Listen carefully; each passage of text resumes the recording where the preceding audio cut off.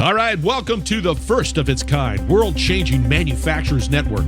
Lisa Ryan has her ears to the ground and her heart in the game. Get ongoing education and new connections right here with Lisa and the Manufacturers Network. Buckle your seat, listen, and spread the word. Here's Lisa.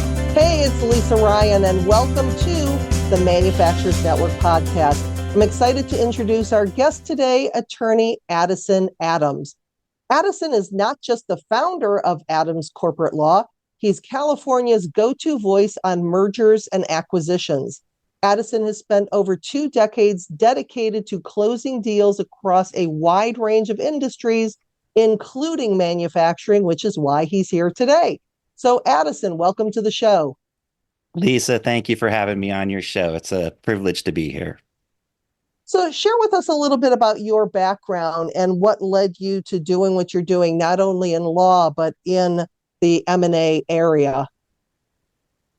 Sure, I'd be happy to share with your audience how I found myself closing deals around the country for small and mid-sized businesses.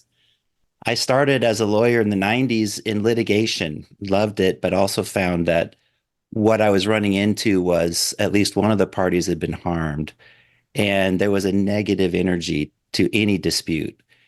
And I quickly transitioned, found myself working on the .com investor financings, which then quickly translated into mergers and acquisitions for both private and public companies. And the aha moment for me, the eureka moment, was when I saw high fives happening amongst the lawyers and attorney and clients on my side and on the other side. When you have a win, closing a deal where both parties are walking away with a smile, that's something that I wanted to be part of and to be focused on. It suits my personality, and so I leaned in the year 2000 forward, working on corporate deal making and corporate deal structurings, buying and selling businesses, joint ventures, that kind of thing. It speaks to who I am. I'm empathic. I take in what my clients' needs are, their goals, and I just love guiding them through that process.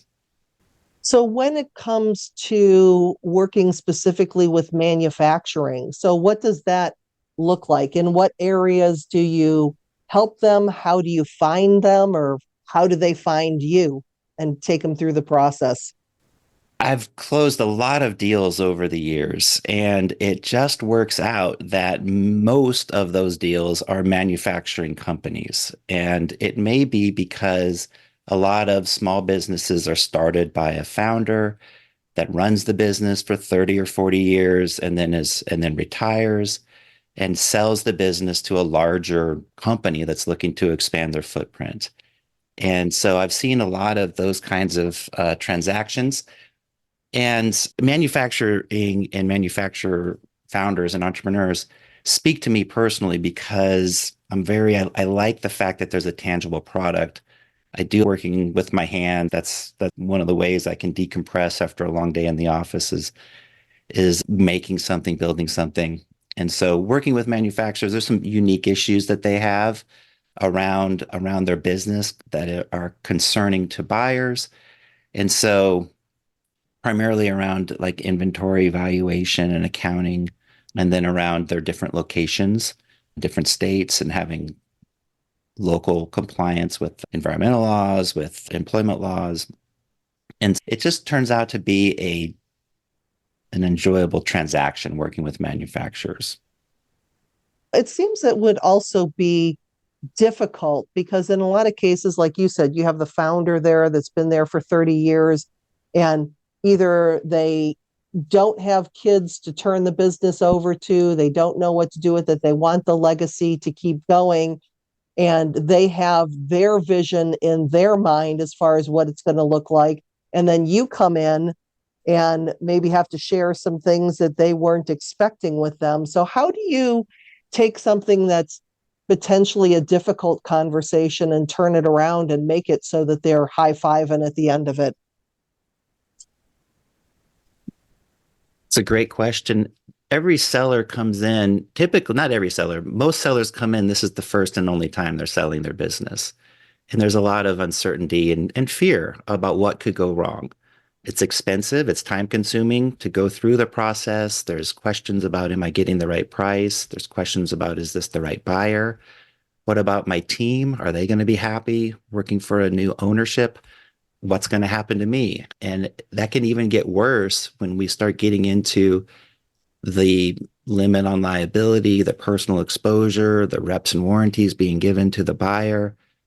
And it can be a scary time for any seller. And what I do is I comfort them by explaining the process, by explaining the statistics, by explaining exactly what they can expect. There is a familiarity, a cookie cutter approach to buying and selling a manufacturing company. Looking at it from the buyer's point of view, they always want to know, what are they buying? They don't want to get sandbagged and surprised later. Mm-hmm. And from the seller's point of view, they also don't want to be sandbagged and surprised later. And so this is what I do is I explain to them what's normal and customary, what's market, and I walk through the risks associated. And the fact is that the odds of having a problem after you've sold the business are low. Some things, if you have an earn out as part of the purchase price where you have to hit certain performance targets for maybe this 2 or 3 years after the sale closes, usually those are fine too. But if there's going to be a problem, that's where you're going to see it, is disputes about whether you hit the numbers or not. And if you didn't, whose fault was it? Was it the buyer's fault or the selling owner's fault?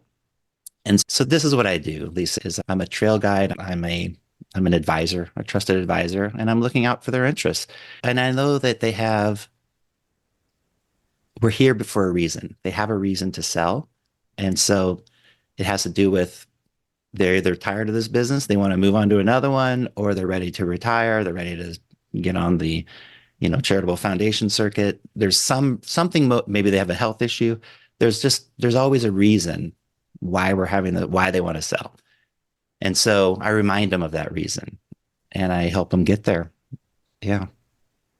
So you mentioned that it's expensive. So we can know that, of course, legal fees are going to be a big part of that. But what are some of the expenses that maybe people wouldn't necessarily consider when they're thinking about selling their business? They think, hey, I'm going to sell my business, I'm going to get a check, it's going to be done. But obviously there's a lot more that goes into it. So what should they be prepared for?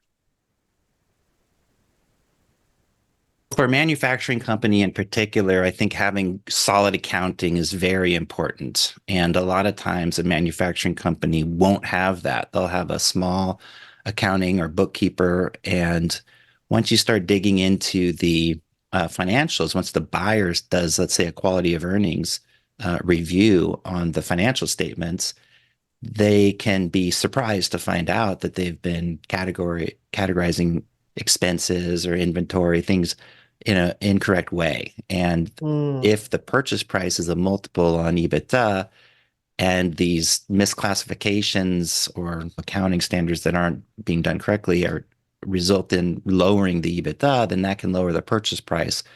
So lowering the purchase price is a huge expense, but then hiring an accounting firm, which I highly recommend, that's experienced in M&A and quality of earnings on the sell side to advise the owner and to help prepare, but even before you get into under an LOI, to just review your own accounting and finances and get them all in order. That's an expense that I see happening. I think an inventory count can sometimes be expensive depending on the company, but that's just good to have, at least on an annual basis.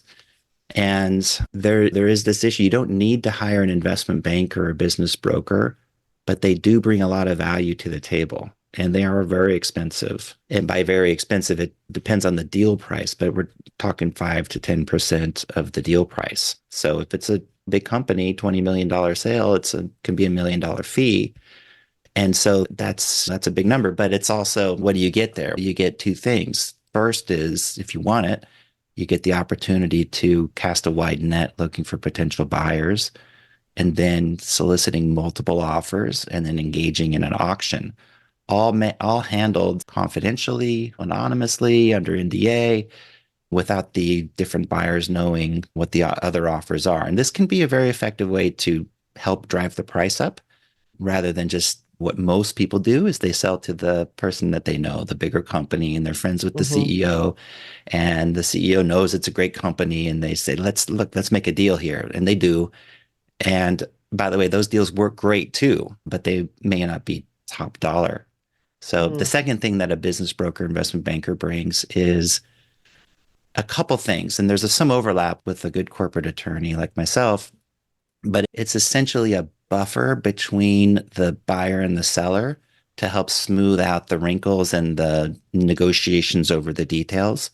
And so that can be an assist there, just the experience and wisdom brought by closing a lot of deals. That advisor is helpful. And they can also be helpful. I've seen where they get into the data room, they help populate it.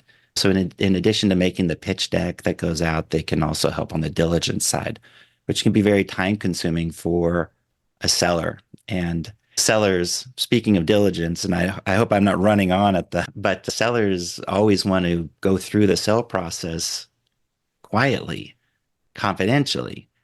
And that means to their key employees, their staff, their customers, they don't want anyone to know until it's done because they don't want employees jumping ship. They don't want customers like looking for other suppliers. People have a certain amount of fear of change, this change generally.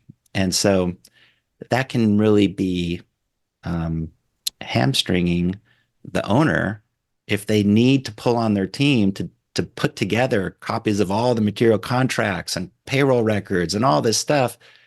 They need to bring in some help, right? They need to bring in, if they have a CFO, they need to bring that person under the tent of being part of the deal, and maybe even more people in the accounting department. A Wow. business broker and investment banker can help take some of that burden off and to help put things together, as can an outside accounting firm. Those are two different ways to help approach that. Yeah, I think So, that's it. Oh, those people can also provide a valuation opinion. So there's another yeah, potential expense. Yeah, to give you an idea well, what to expect. yeah. And when you're looking at the list of some of the concerns that you sent over, we talked about the inventory valuation and accounting and tracking. But what about things like employment law compliance? You mentioned that you're doing a lot of this under the radar of what employees know. So, what should somebody who's thinking about selling their company know that they need to do when it comes to staying compliant with employment law?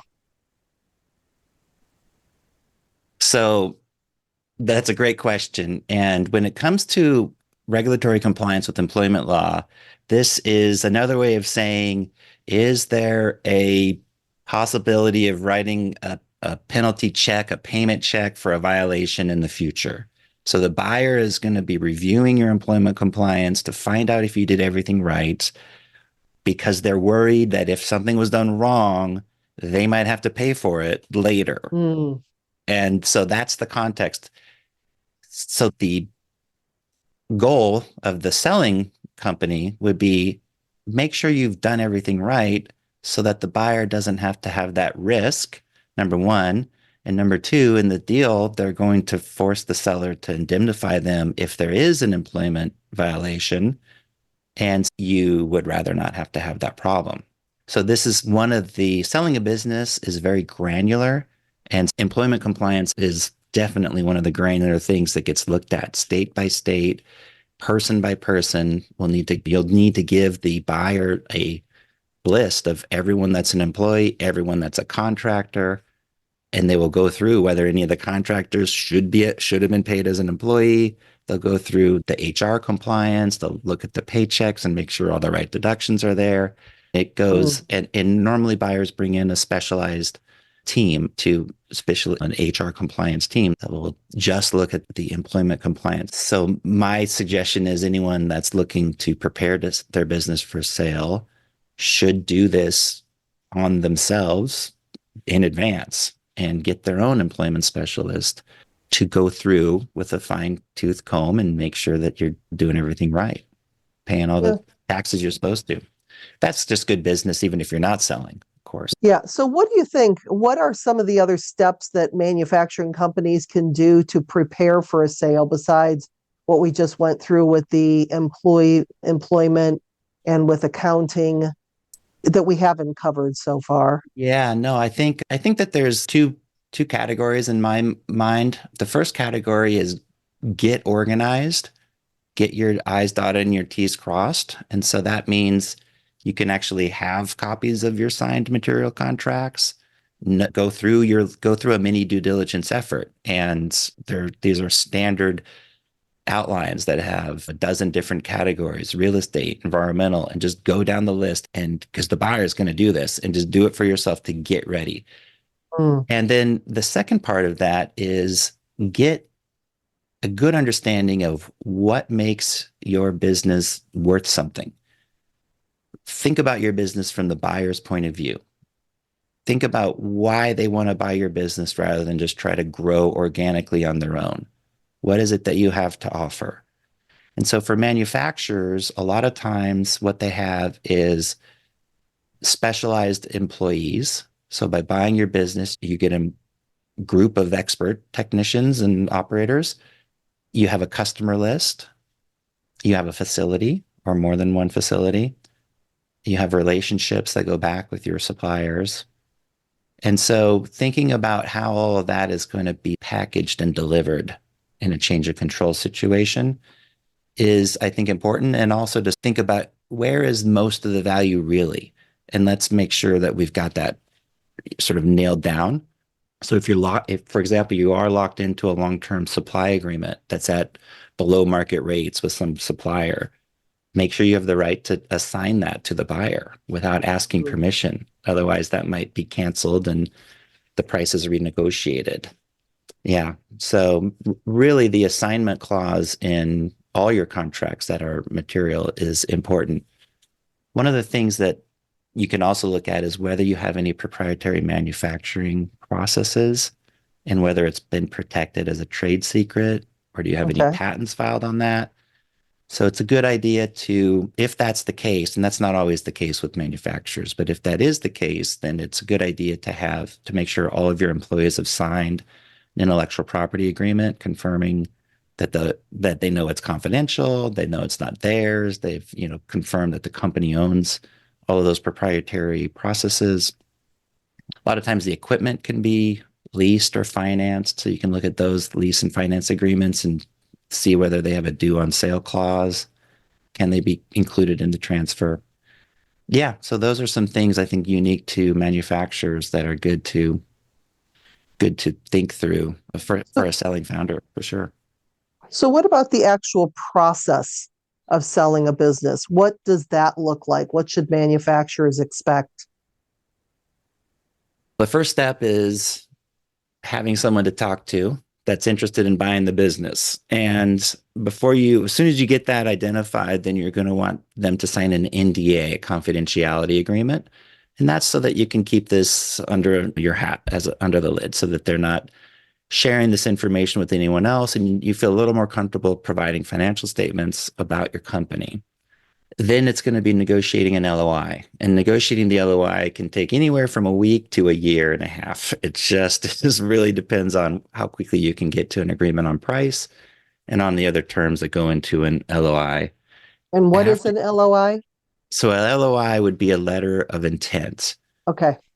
And so it can also be drafted as a term sheet, but typically what it would say in there is it would say this is a non-binding offer to buy your business for this price, $10 million, whatever the price is. And sometimes it'll say whether it's structured as an asset sale or a stock sale, change of control.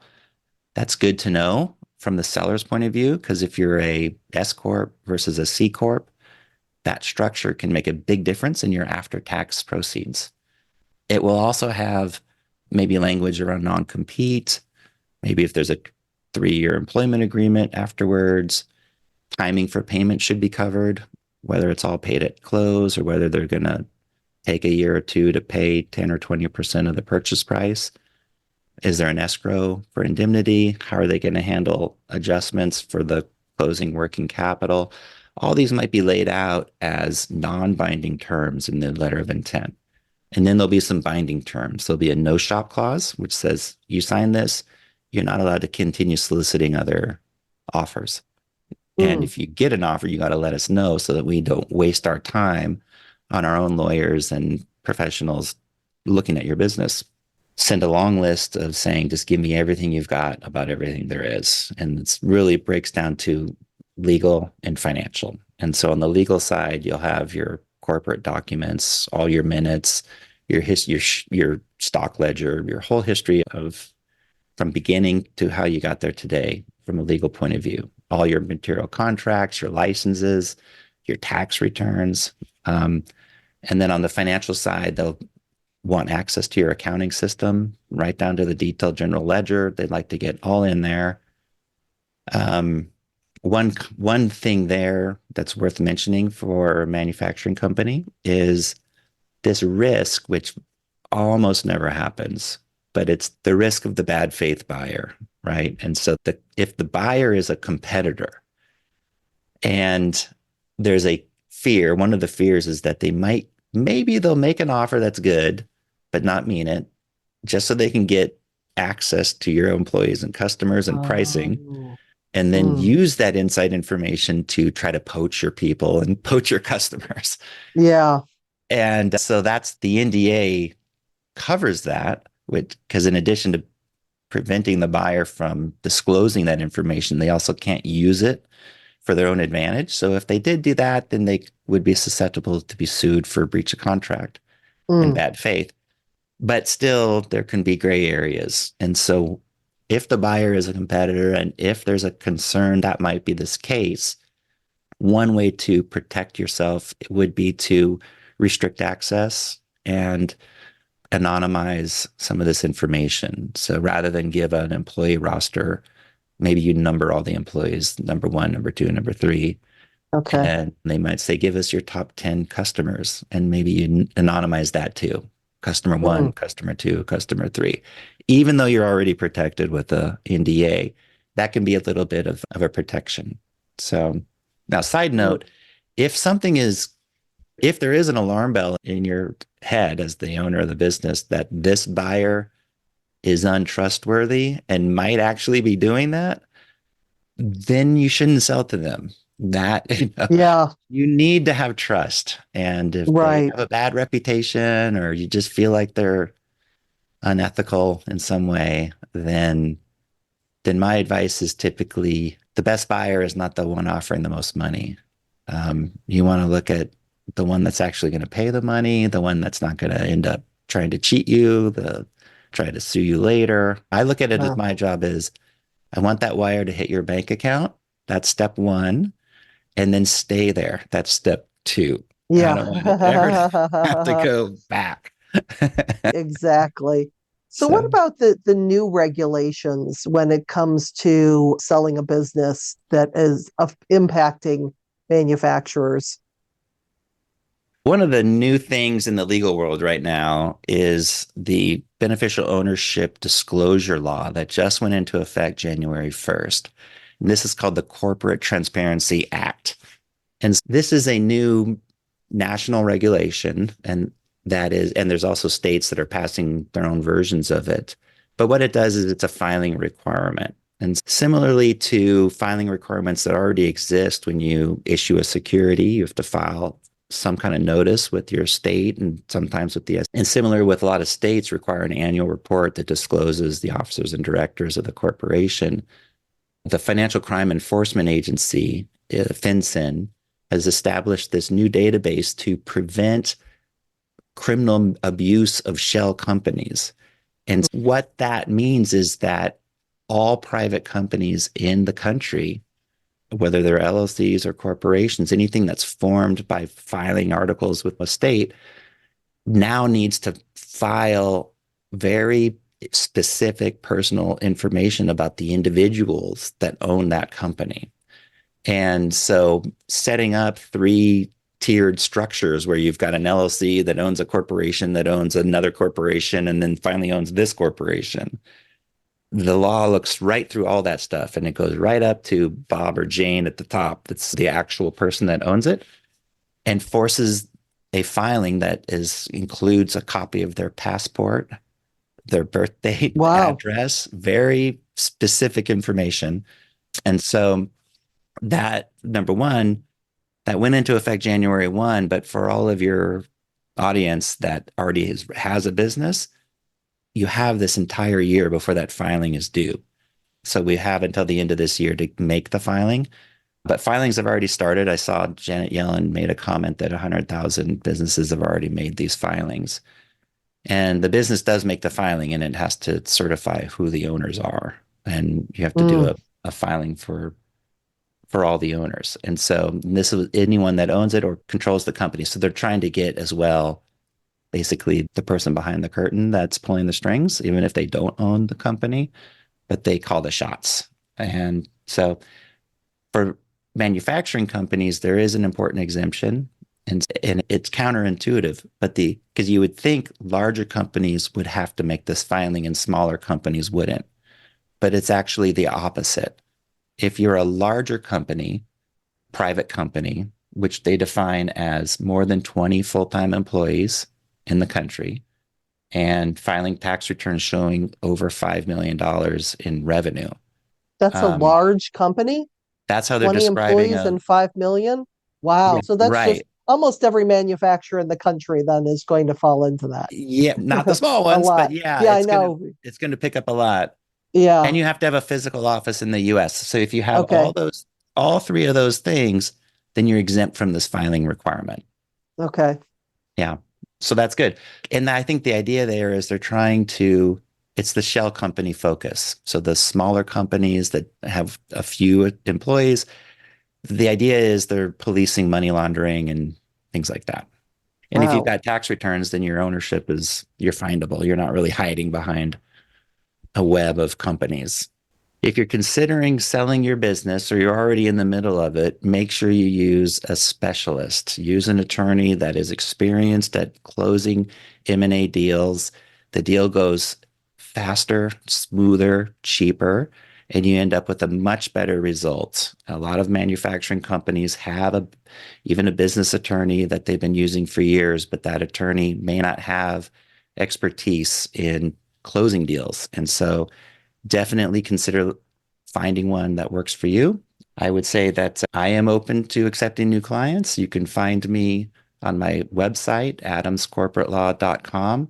You can also find me on LinkedIn under linkedin.com/n/Addison Adams.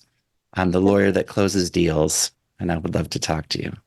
Okay, awesome. I was just going to say, so you've already given your contact information there. So yeah, quick question. You're located in California, but are you allowed to work with businesses all over the country? Are you licensed or whatever it takes to talk to people outside of California? We do represent companies in deals that are outside of California. In fact, we have a deal in Wisconsin right now that we're working with. And so most of our clients have some connection to California, and that's how they find us. But yes, nationwide. All right, Addison. Thank you so much for being on the show, Addison. It was a pleasure talking to you and learning from you. Thank you, Lisa. You've been wonderful. So nice to talk with you as well. Have a great day. Thanks. I'm Lisa Ryan, and this is the Manufacturers Network podcast. We'll see you next time. Thanks for listening to the Manufacturers Network podcast. Do me a favor and share this podcast with your friends and colleagues so we can grow this network and connect more fantastic folks just like you.